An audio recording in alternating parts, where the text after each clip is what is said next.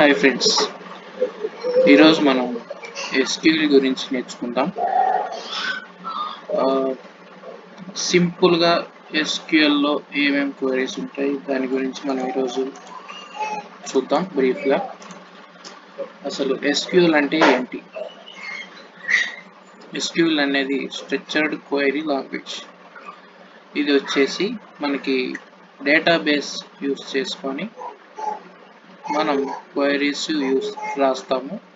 ఆ డేటాబేస్లో టేబుల్స్ ఉంటాయి.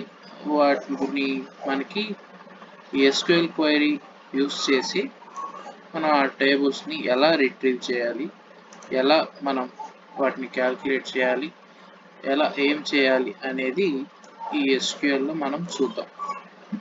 ఫస్ట్ డేటాబేస్ అనేది కలెక్షన్ ఆఫ్ డేటా. ఆ డేటాలో ఏముంటుంది?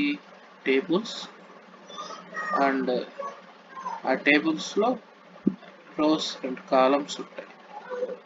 ఫస్ట్ మనం వీఆర్ క్రియేటింగ్ యూజర్. అసలు ఒరాకిల్ డేటాబేస్లో మనం ఆ డేటాబేస్ని యూజ్ చేయాలంటే మనకి యూజర్ లాగిన్ డీటెయిల్స్ అవసరం.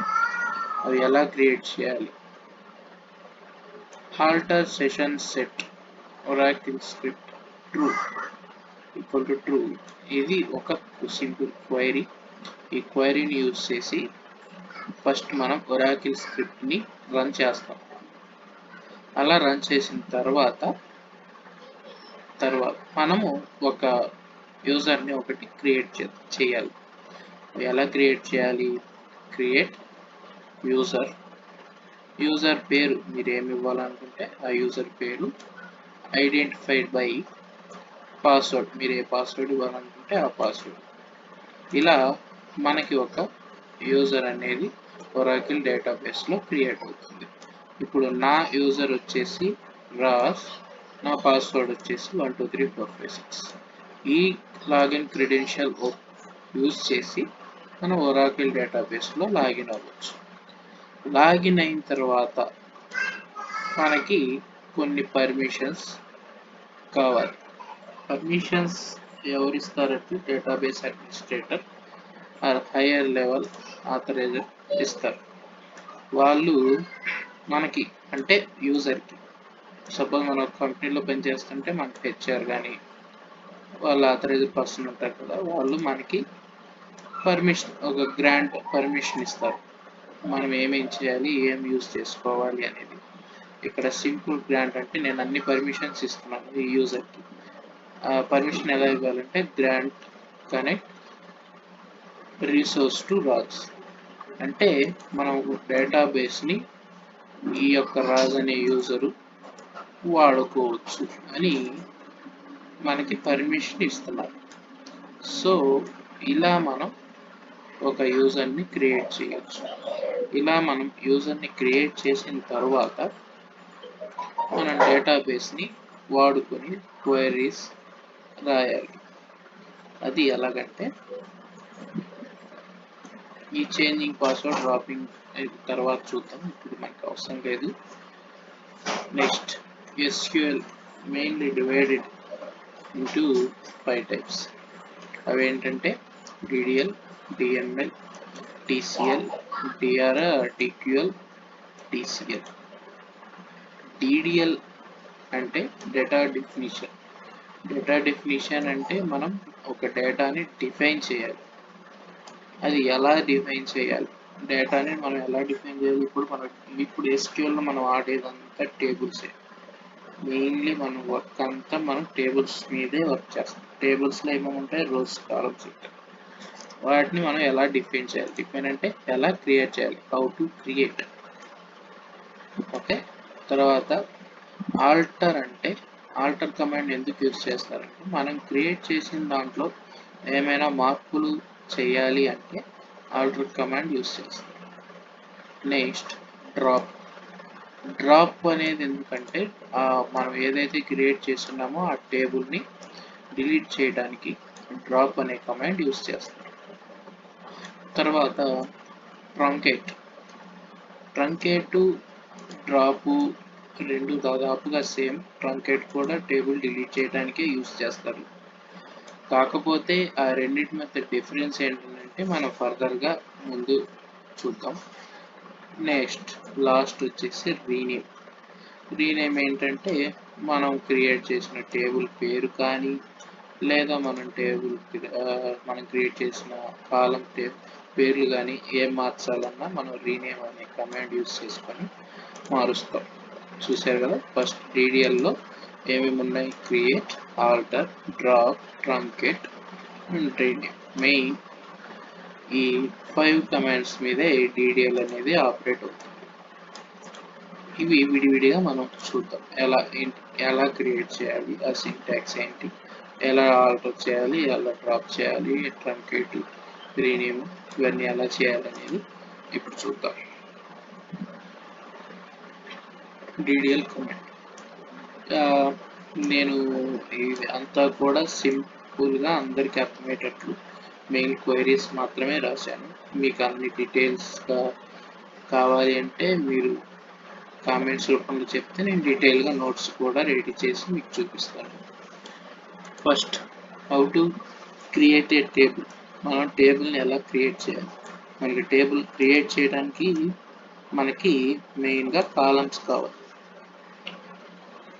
ఆ కాలం పేర్లు ఏమి ఇవ్వాలి, ఓకే, దానికి సంబంధించిన డేటా టైప్ ఏమి ఇవ్వాలి అనేది మనకి కొంచెం ఒక ఐడియా అనేది ఉండాలి.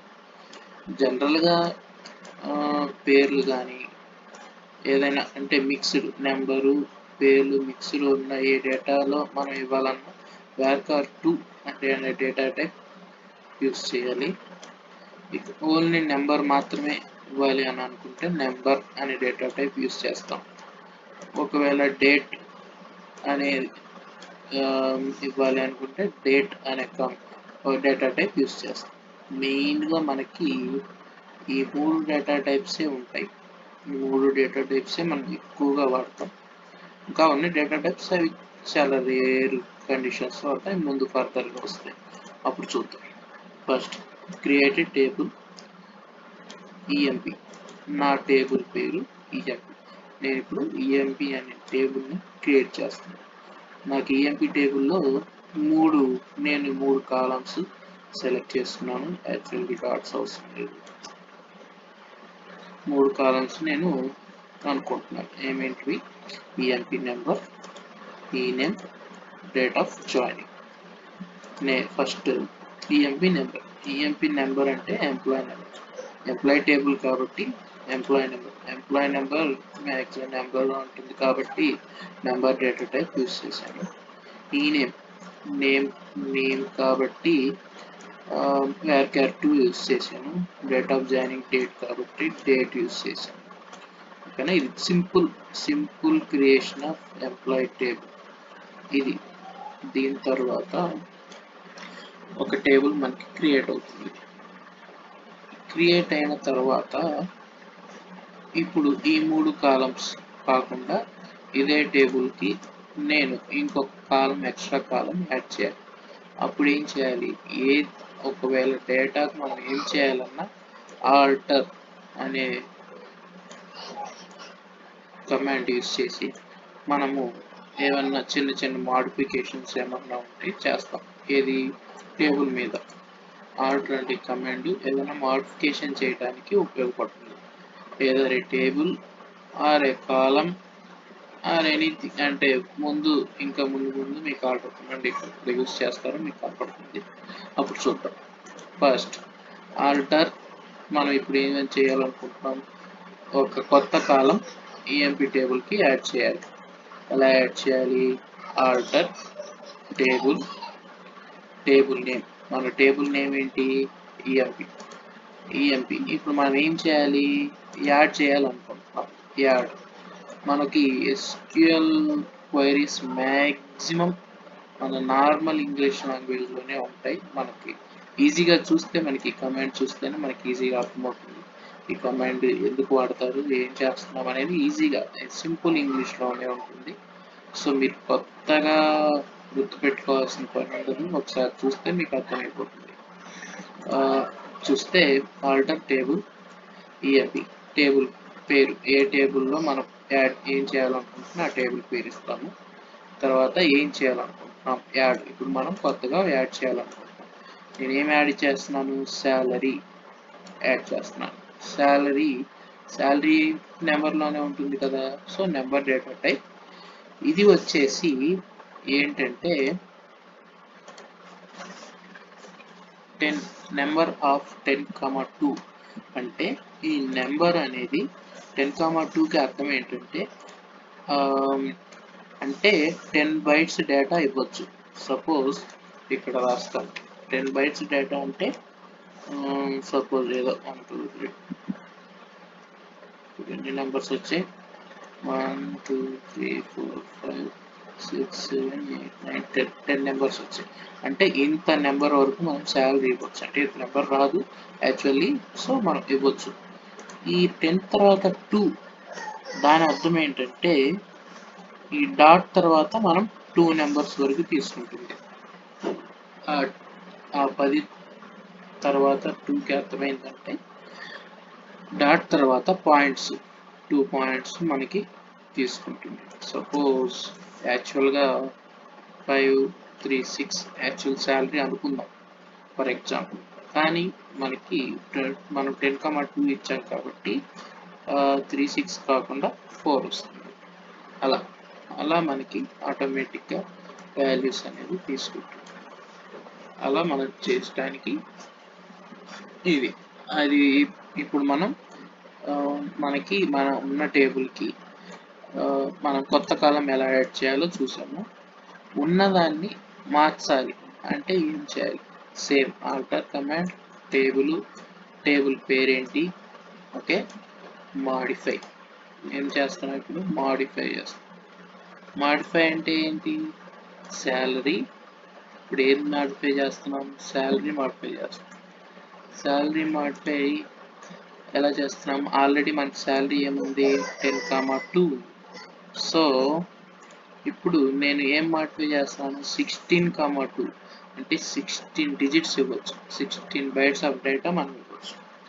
సో 16 బైట్స్ ఆఫ్ డేటా, దానికి దీనికి డిఫరెన్స్ ఏంటి, అంతకుముందు 10 ఉంది, ఇప్పుడు మనం దానికి 16 బైట్స్ చేసాం అంటే 16 నెంబర్స్ 16 బైట్ ఆఫ్ నెంబర్స్ ఇవ్వచ్చు. So that is modify. Okay, ఇంకా అర్థమైంది అనుకుంటున్నాను. మీకు కమాండ్ ప్రాంప్ట్లో మీకు చూపిస్తాను ఎట్లా ఏంటి ఈ డీడీఎల్ కమాండ్స్ ఎలా యూజ్ చేస్తారు, ఎలా టేబుల్ క్రియేట్ చేస్తారు, ఎలా యాడ్ చేస్తారు, మాడిఫై చేస్తారు, ఇవన్నీ నేను మీకు SQL ప్రాంప్ట్లో చూపిస్తాను. డోంట్ వరీ, SQL స్టార్ ప్లస్లో చూపిస్తాను. ఒకసారి మీరు చూసిన తర్వాత మీకు ఆటోమేటిక్గా అర్థమవుతుంది. జస్ట్ థియరీ ఒకసారి చూడండి, సింపుల్గా, పెద్ద కష్టమేం కాదు. నెక్స్ట్, ఇప్పుడు ఆల్రెడీ మనకి ఇప్పుడు టేబుల్లో కొంత డేటా ఏమేమి ఉన్నాయి, ఎంప్లాయీ నెంబర్ ఉంది, నేమ్ ఉంది, డేట్ ఆఫ్ జాయినింగ్ ఉంది, శాలరీ. నాకు శాలరీ అవసరం లేదు. సో ఏం చేయాలి, టేబుల్ అంతా డిలీట్ చేయలేం కదా, డ్రాప్ అనేది కీవర్డ్ యూజ్ చేసి శాలరీ నాకు ఏది అవసరం లేదో అది డిలీట్ చేస్తాం. సో మన టేబుల్ నుంచి శాలరీ కాలం వెళ్ళిపోతుంది. నెక్స్ట్, ఇప్పుడు నాకు ఈఎంపి అనేది అంటే నేను క్రియేట్ చేసే కాబట్టి నాకు అర్థమవుతుంది, అందరికీ అర్థం అవ్వాలి, పేరు మనకు తెలియదు. ఒకవేళ మనం షేర్ చేస్తున్నాము ఈ ప్రాసెస్ అంతా అంటే ఇప్పుడు మనకి ఆ పేరు మార్చాలి. ఎలా మార్చాలి, టేబుల్ ఈఎంపి ఏ టేబుల్కి మనం మార్చున్నామో ఆ పేరు రీనేమ్. ఏం చేస్తున్నాం, రీనేమ్ చేస్తాం. రీనేమ్ ఇక్కడ కాలం బదులు టేబుల్ ఇచ్చేసి ఈఎంపి టు ఎంప్లాయీ ఇస్తే సరిపోతుంది. ఇక్కడ చూడండి, మీకు ఆ ఎగ్జాంపుల్ చూపిస్తాను. సేమ్ ఇదే మనకి ఇప్పుడు కాపీ అవుతుంది. లేదు కాలమే మార్చాలి, మనం కాలం నేమ్ మార్చాలి అనుకుంటే ఇది ఆల్టర్ టేబుల్ ఈఎంపి రీనేమ్.